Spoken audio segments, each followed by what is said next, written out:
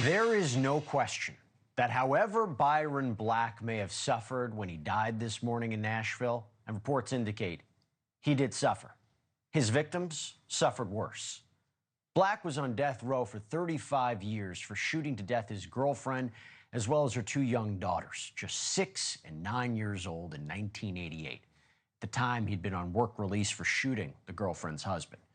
Now, over the years, Black's lawyers fought his execution on so many different grounds, but most recently, the defibrillator implanted in his chest. That became the focus. Why?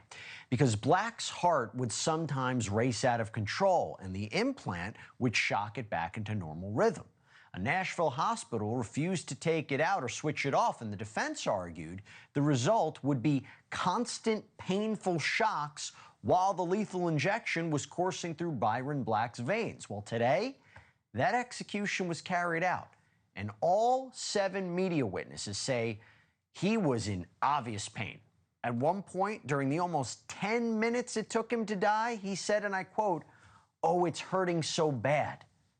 I am joined right now by Dr. Jonathan Groner, a pediatric trauma surgeon who's also written extensively on medical ethics and the role that physicians play in capital punishment. Thank you so much for coming on. Really appreciate it. So, was Black's reported reaction because of the defibrillator or because of the lethal injection?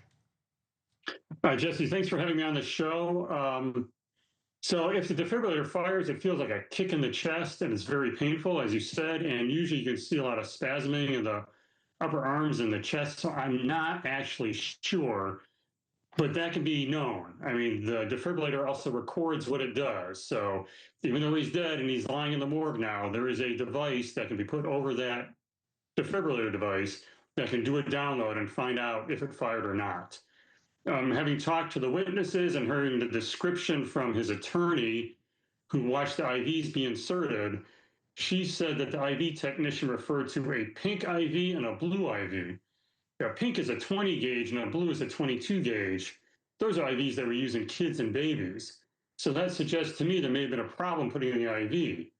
She also said it took 6 minutes to strap him down and the straps were extremely tight.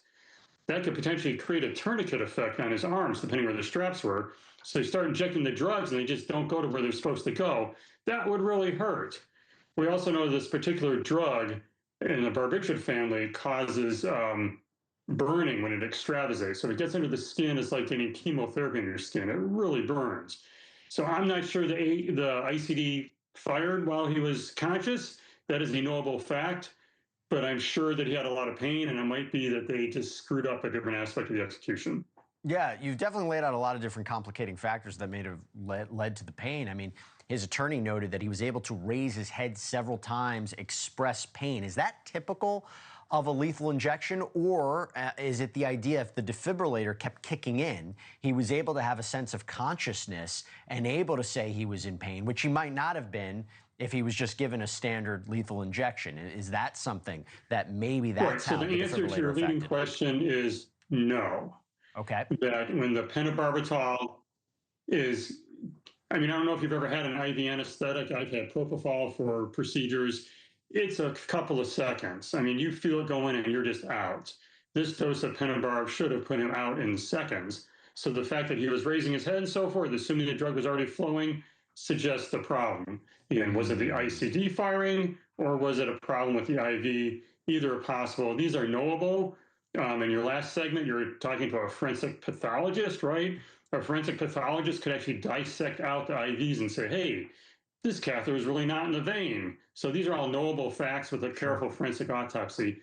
And I think it's worth finding out if the state screwed up with the execution or if there's the ICD. I mean, I think people have a right to know. Thank you for watching. Subscribe below and download our NewsNation app right now on your phone, and you will get fact-based, unbiased news for all Americans.